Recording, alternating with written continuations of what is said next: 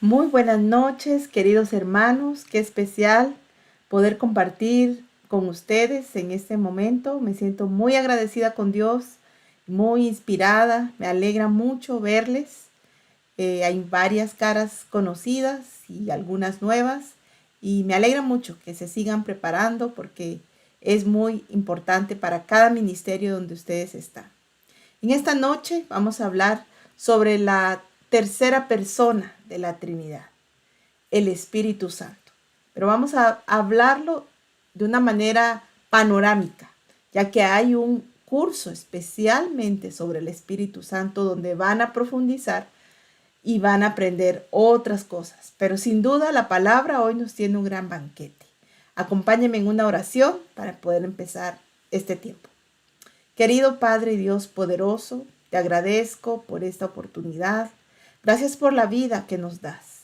Gracias, Señor, por este momento donde vas a poder susurrar a nuestros oídos esa palabra santa y perfecta que quieres que edifique en nosotros cosas maravillosas y poderosas. Agradezco la vida de mis hermanos, su decisión de seguir preparándose. Ayúdales en cada tarea que tengan, tanto a nivel estudio como a nivel personal. Gracias, mi Dios. Confiamos que tu Espíritu Santo nos guíe, nos instruya y nos continúe transformando. Padre, te oramos todo en el nombre de tu Hijo Jesús. Amén. Bueno, pues vamos a empezar. Debido a que el Espíritu Santo no se describe sistemáticamente en las Escrituras, la doctrina de la tercera persona se ha vuelto controvertida. Pero el Espíritu Santo es muy importante, ya que proporciona contacto con el creyente y Dios. A partir de la evidencia bíblica que vamos a ver, vamos a descubrir muchas áreas. Voy a compartirles la agenda de esta noche. Como primer punto vamos a hablar sobre la persona del Espíritu Santo. Dado que la palabra griega neuma quiere decir espíritu, es una palabra neutra. Y en base a eso vamos a hablar de la deidad del Espíritu Santo. También vamos a hablar sobre la obra en el Antiguo Testamento, en el Nuevo Testamento.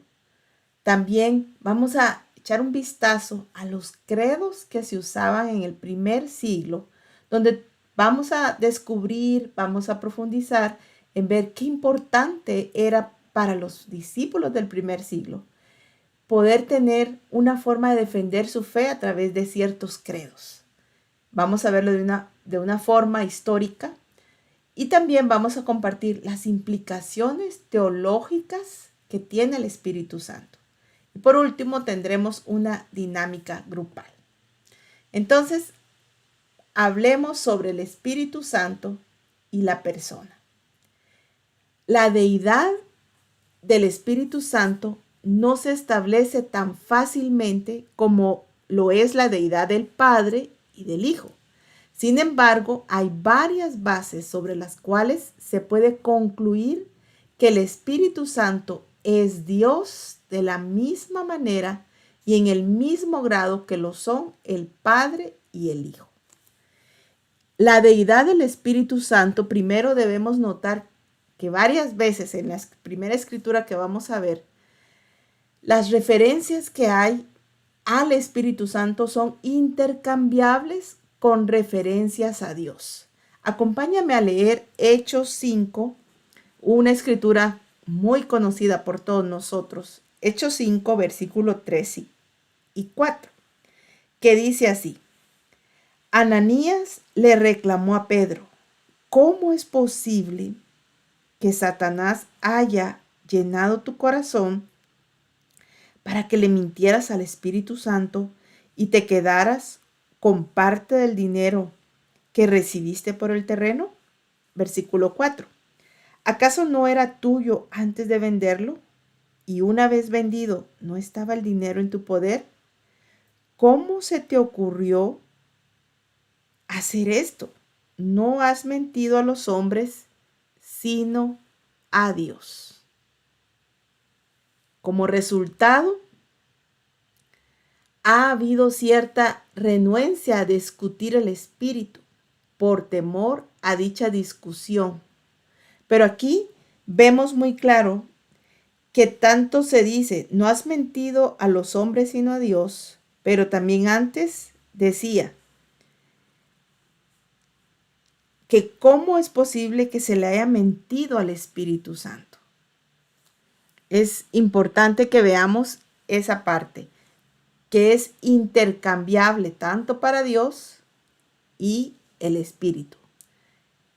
En Primera de Corintios 3:16, si me acompañas, dice así: ¿no saben ustedes que son templo de Dios y que el Espíritu de Dios habita entre ustedes?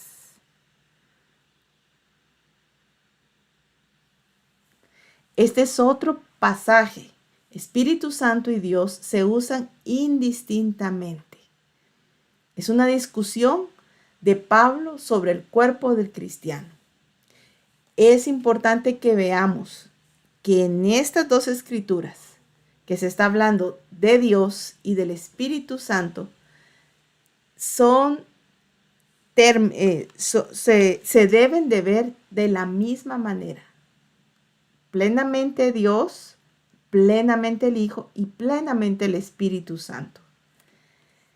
También en 1 Corintios 2, versículo 10 dice: ahora bien, Dios nos ha revelado esto por medio de su Espíritu, pues el Espíritu lo examina todo, hasta las profundidades de Dios. El Espíritu Santo es Dios actuando en nuestra vida. Acompáñenme también a leer Juan 14, 16 y 17.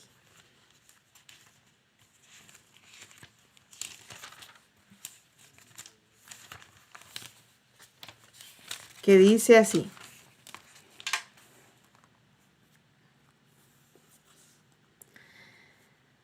y yo le pediré al Padre que Él les dará otro consolador para que los acompañe siempre, el Espíritu de verdad, a quien el mundo no puede aceptar porque no lo ve ni lo conoce. Pero ustedes sí lo conocen porque vive con ustedes y estará con ustedes. Aquí podemos apreciar que es Jesús el que promete el Espíritu Santo. Claro, podemos ver que habla de un consolador, pero Jesús está diciendo que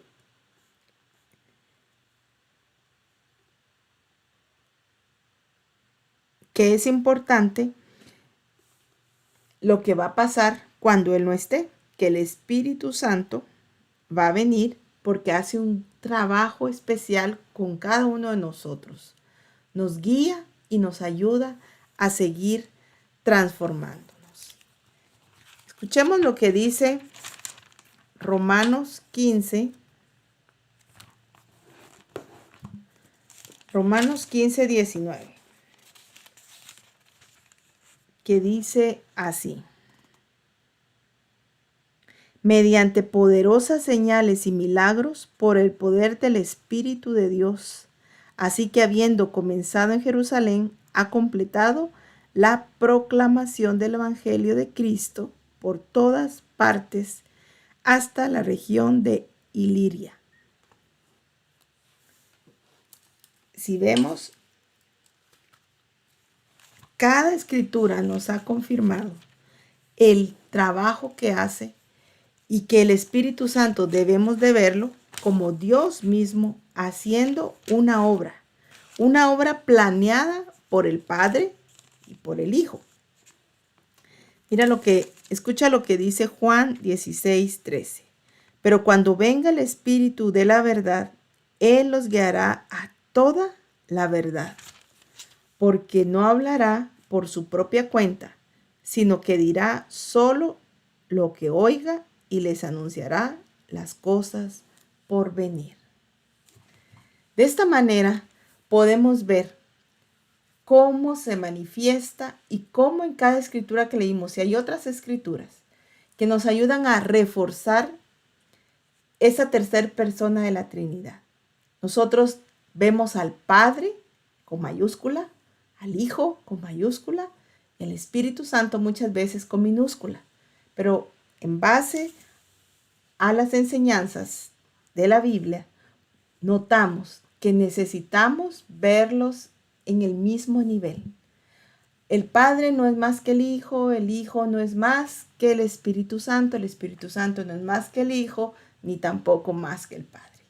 Todos tienen un papel importante, todos tienen una función importante y debemos de verlo de esa manera. También vamos a aprender cómo el Espíritu Santo se manifiesta en el Antiguo Testamento. A menudo es difícil identificar al Espíritu Santo en el Antiguo Testamento, ya que en algunos términos que encontramos aparece el Espíritu de Dios, pero la mayoría de las referencias del Antiguo Testamento a la tercera persona consisten en dos sustantivos, Espíritu y Dios. Y habitualmente encontramos Espíritu de Dios, pero es el mismo. Si recordamos la escritura en Génesis 1, 2, que dice, la tierra era un caos total, las tinieblas cubrían el abismo y el Espíritu de Dios se movía sobre la superficie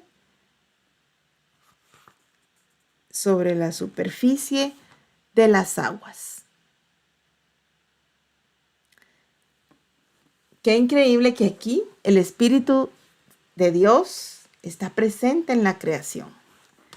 Si avanzamos y escuchamos a Ezequiel 2:2,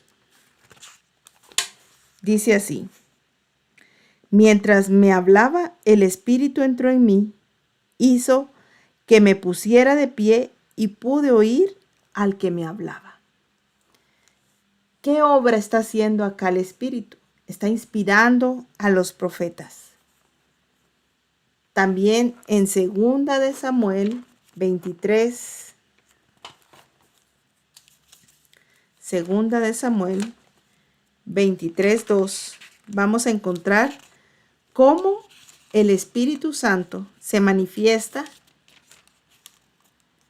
23:2 y dice, el Espíritu del Señor habló por medio de mí, puso sus palabras en mi lengua. Una obra más del Espíritu en el Antiguo Testamento. Transmitir o poner las palabras en los profetas, los inspiraba. De la misma manera, pasó en Éxodo 31, del 3 al 5. Éxodo 31, del 3 al 5, y dice, y yo he llenado del Espíritu de Dios, de sabiduría, de inteligencia y de capacidad creativa para hacer trabajos artísticos en oro, plata y bronce, para cortar y engastar piedras preciosas, para ser tallados en madera, para realizar toda clase de artesanía. ¿Qué vemos aquí? Que el designar a Bezalel todo lo que lo estaba dotando para poder construir y amueblar el tabernáculo. ¿Qué estaba haciendo el Espíritu? Empoderando para poder realizar diferentes tareas. También leamos Génesis 41:38, que dice: Entonces el faraón les preguntó a sus servidores: ¿podremos encontrar una persona así en quien repose el Espíritu de Dios? Recordemos qué pasaba aquí en Génesis. La administración también parece haber sido un don del Espíritu. El faraón aquí está haciendo esa pregunta: ¿podremos encontrar a alguien con ese Espíritu de Dios? Y recordemos que esta es la época de los jueces, donde necesitaban el poder, la administración de los poderes y de los dones. Y así podemos ver también en Primera de Samuel 16:13, que dice: Samuel tomó el cuerno de aceite y ungió al joven en presencia de sus hermanos. Entonces el Espíritu del Señor vino con poder sobre David, y desde ese día estuvo con él. Luego Samuel regresó a Ramá. El Espíritu estuvo con David, y el Espíritu ungió a David. Estuvo ahí preparándolo para todo lo que iba a pasar en la vida de David. Es muy inspirante. A mí me anima mucho ver que cada escritura, y hay, como te digo, hay muchas escrituras más donde confirmamos la obra, la manifestación, la forma tan especial que trabajaba con un propósito. Y eso es lo increíble de aprender que en la Trinidad, cada uno, Padre, Hijo y Espíritu Santo, hacen su labor, hacen es un trabajo en conjunto y realmente es en beneficio de todos nosotros. Por eso es importante que no lo hagamos a un lado, sino que empecemos a aprender a incluir al Espíritu Santo en todo lo que hagamos. Pero tú puedes decir, bueno, eso fue en el Antiguo Testamento, ahora veamos el Nuevo Testamento. Acompáñame. ¿Por qué? Porque es importante que veamos que no solo el Espíritu Santo no solo vino para estar con nosotros, sino vino a vivir en nosotros, para hacer real la vida de Cristo en cada creyente. Qué gran trabajo, qué gran papel, de verdad. Debemos de sentirnos muy orgullosos, muy agradecidos de lo que hace el Espíritu Santo en cada uno de nosotros. Él no ha terminado la tarea. Veamos Lucas 1:35. Aunque son escrituras que todos conocemos, pero cuando estamos enfocados ahora en ver un punto tan importante como el Espíritu Santo, le encontramos más sentido, le encontramos más profundidad y saboreamos más. Fíjate, en Lucas dice, Lucas 1:35, el Espíritu Santo vendrá sobre ti, le dijo el ángel a María, y el poder del Altísimo se abrirá, te cubrirá con su sombra. Así que al santo niño que van a nacer lo llamarán Hijo de Dios. Fue un anuncio, se está manifestando, está presente, y la forma en que se va a aparecer es una forma poderosa. También sabemos que el anuncio de Juan el Bautista sobre el ministerio de Jesús, también estaba el Espíritu Santo detrás. En Lucas 4:1 dice acá, Jesús, lleno del Espíritu Santo, volvió del Jordán y fue llevado por el Espíritu al desierto. El Espíritu estaba con Jesús. Estaban haciendo una obra, lo está Mira lo que dice versículo 18 también de este capítulo. Dice, el Espíritu del Señor está sobre mí, por cuanto me ha ungido para anunciar buenas nuevas a los pobres. Me ha enviado a proclamar libertad a los cautivos y dar vista a los ciegos. Qué increíble que podemos ver que el Espíritu anunció la venida de Jesucristo. Estaba con Jesucristo en el ministerio y también lo ungió para la misión que tenía, para poder anunciar las buenas nuevas de los pobres. Ahí estaba el Espíritu. Hechos 2 también es un capítulo interesante, profundo, donde podemos ver la manifestación del Espíritu, cómo se derrama sobre la iglesia, y es valiosa la obra que hace aquí. Todos conocemos también lo que pasa en Juan 3, del 5 al 8, que es cuando, vamos a leer, cuando Nicodemo está hablando con Jesús y dice en el versículo 5, yo te aseguro que quien no nazca de agua y del Espíritu no puede entrar en el reino de Dios. Respondió Jesús, lo que nace del Espíritu, lo que nace del cuerpo, es cuerpo. Lo que nace del Espíritu es espíritu.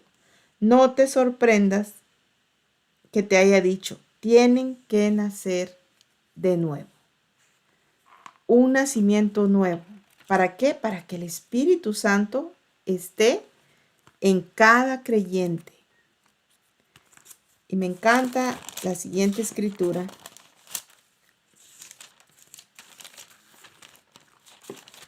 Porque nos ayuda a ver qué más hace el Espíritu Santo en nosotros, los creyentes.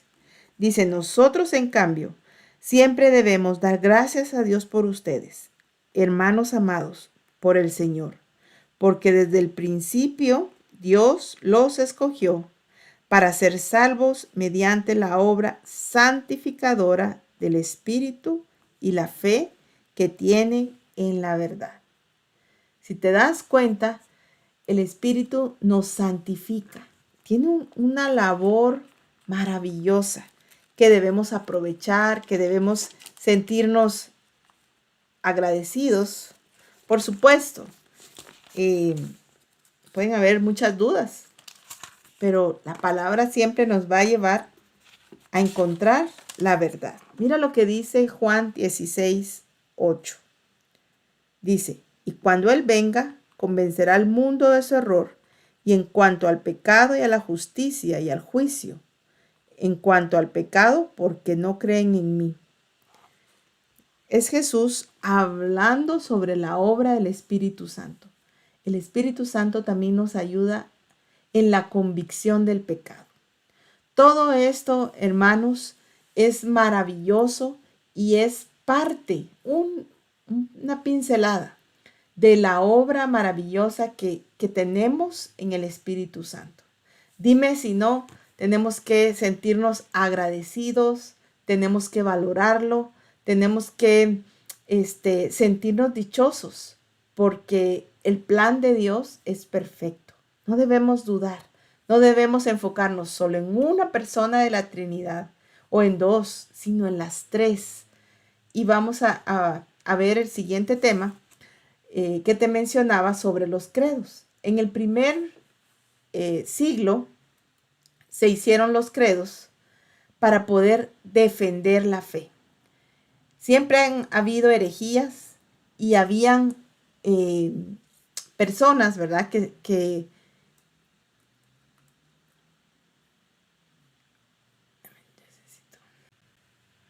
ahora veremos la importancia que desde el primer siglo tenía el Espíritu Santo en los primeros cristianos. Quiero compartirte el credo de Nicea.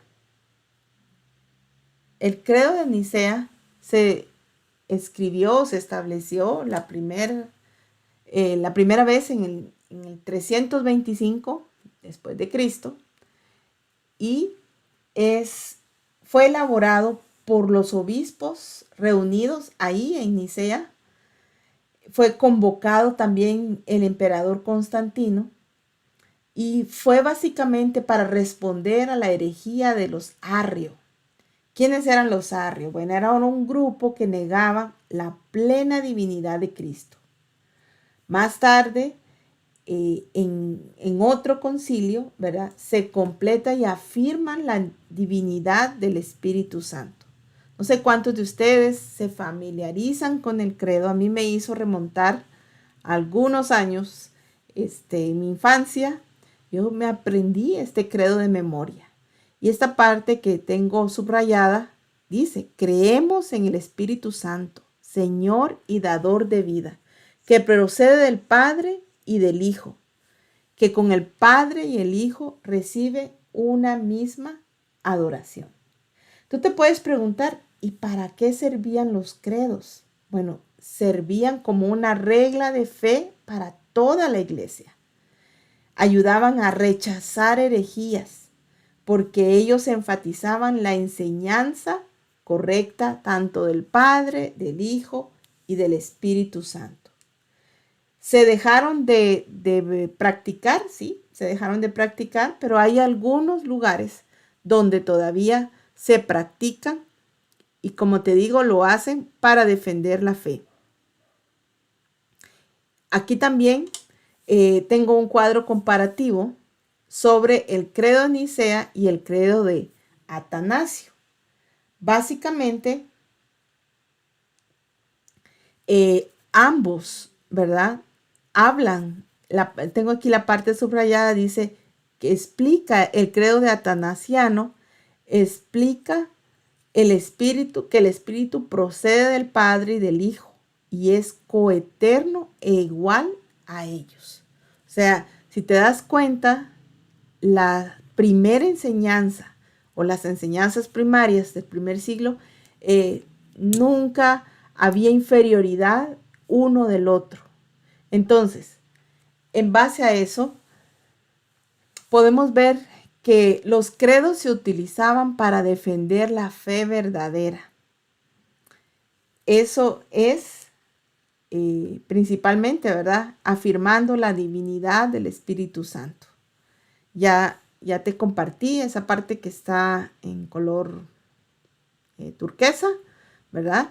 Y el credo de Atanasiano se enfatizó también en la tercera persona de la Trinidad y reafirma que el Espíritu Santo no es inferior, como ya te había dicho.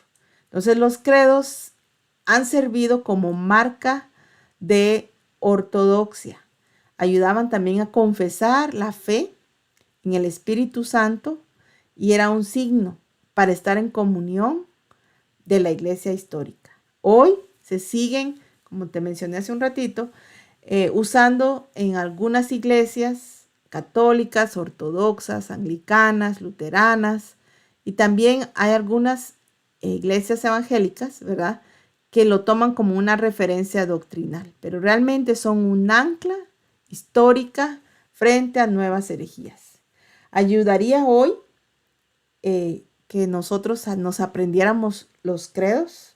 Yo creo que sí, porque los credos no buscaban o no buscan rechazar la Biblia o reemplazar la Biblia, sino que únicamente eran como faros que orientaban correctamente la interpretación de la Biblia. Era una forma de mantener vivas las bases de la fe, basados, como te mencioné, en el Padre, en el Hijo y el Espíritu Santo. Retomarlos, como te decía, nos ayudaría a seguir construyendo la fidelidad de Dios y sería también como un antídoto para esas o algunas herejías o algunas ideas que no son bíblicas, ¿verdad?, de esta parte. Entonces, vamos a ver qué implicaciones tiene el Espíritu Santo para que tengamos una comprensión correcta de qué es y qué es el Espíritu Santo.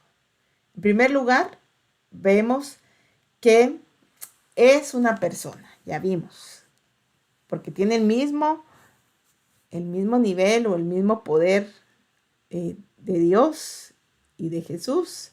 No es una fuerza vaga, sino también es plenamente divino. Debe tener el mismo honor, el mismo respeto que le damos a los otros dos. El Espíritu Santo es alguien con quien podemos tener una relación personal. Es alguien a quien podemos y debemos orar.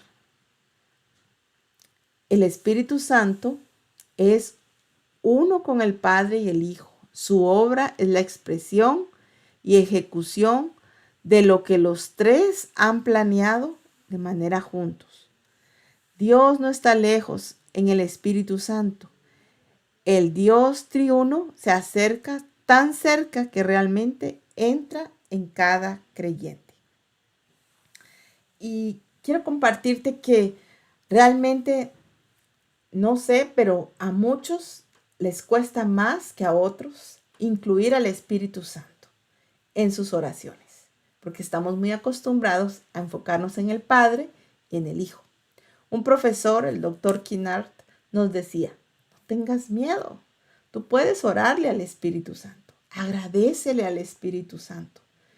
El Espíritu Santo, por así decirlo, es el que está constantemente ayudándonos, animándonos, guiándonos, consolándonos, dirigiéndonos para que estemos bien con Dios, para que continuemos transformándonos, para que no desistamos de nuestra fe. Nos ayuda para que veamos y sintamos: no, esto no lo debo hacer, esto es incorrecto, debo hacer tal cosa. O sea, el trabajo es titánico, el trabajo es grande. Y creo que en algunos casos hay que desprogramarnos, no compararnos con nadie, con nada ni con nadie, sino ver que son tres. Mejorando tu conocimiento de la Trinidad, tú tienes que ver que los tres son importantes. Y los tres, por supuesto, los tres me ayudan a mantenerme espiritualmente bien, pero el Espíritu Santo es, de hecho, el mismo Jesús dijo, ¿verdad? Tengo que irme para que venga el Consolador, para que venga quien va a guiarlos, quien va a estar con ustedes. Así que yo espero que te animes, que lo incluyas, que no lo dejes a un lado, que hables más con el Espíritu, porque es una parte de Dios, es un plan de Dios. Si el mismo Jesús sabía, debo irme para que venga, su trabajo también es importante. Entonces imagínate, entre ellos no hay competencia, entre ellos no se ve más el uno que el otro, entonces nosotros debemos de verlos igual también y aprender. Y te digo, en algunos casos hay que desprogramar lo que hemos practicado y ahora ver la Biblia y decir: Dios, humildemente veo que el Espíritu Santo es algo que me ayuda, que me está ayudando, me sigue ayudando. Espero que te animes en esa parte. Vamos a hacer una pequeña dinámica. Básicamente es para que veamos qué importante es el trabajo en todas las áreas, pero aquí tengo 3 áreas importantes: la salvación, la iglesia y en la vida personal. La idea es formar equipos aquí en Zoom y que cada equipo lea estas escrituras, las comenten en el equipo, en el grupo, y puedan resumir en una sola frase la obra o la labor que hace el Espíritu Santo. Y te vas a sorprender que Dios, a través de esas áreas, está trabajando constantemente. Y lo que Él quiere es motivarnos a que nosotros veamos que ese gran trabajo, por ejemplo, en la salvación, leyendo estas escrituras podemos resumir que el Espíritu nos convence del pecado, como lo dice la escritura, pero me da vida nueva. Alguien que reconoce su necesidad de Cristo y experimenta un nuevo nacimiento. ¿Quién está detrás de todo eso? El Espíritu, porque nos está motivando a continuar en ese trayecto para estar bien con Dios. ¿Qué hace el Espíritu en la iglesia? Bueno, nos da dones, nos capacita para que sigamos creciendo y de esa manera nuestro servicio debería de reflejar esa entrega que estamos teniendo porque el Espíritu ya trabajó, porque nos dotó de dones. Y también en la vida personal, el Espíritu Santo me guía para vencer, para avanzar, para transformar, para dar fruto. Me puede controlar de la ira, me puede controlar de mi pecado, de mis errores, de mis cualquier situación, cualquier peligro. Espiritualmente el Espíritu está ahí para poder ayudarnos. Así que, hermanos, tengo una última frase que quiero dejarles. Más bien es una pregunta que quiero que te respondas. ¿Qué papel juega el Espíritu Santo en tu vida diaria? Si no lo has incluido, inclúyelo. Estoy segura que vas a sentirte diferente. Estoy segura que Dios, que Jesús apoyarán esa decisión cuando tú veas la importancia que es el Espíritu. De hecho, gracias al Espíritu estamos aquí. Gracias al Espíritu de Dios, el Espíritu Santo, es que estamos cada día inspirados, deseosos de aprender, de mejorar, de transformarnos. Así que yo te animo a que puedas repasar las escrituras que están en las diapositivas y que sea Dios, su Hijo y el Espíritu Santo, que sea el trabajo de la Trinidad, el que ayude en tu vida personal, en tu vida, en tu círculo familiar, en el ministerio en que estés, para la honra y la gloria de Dios. Así que, gracias, hermanos.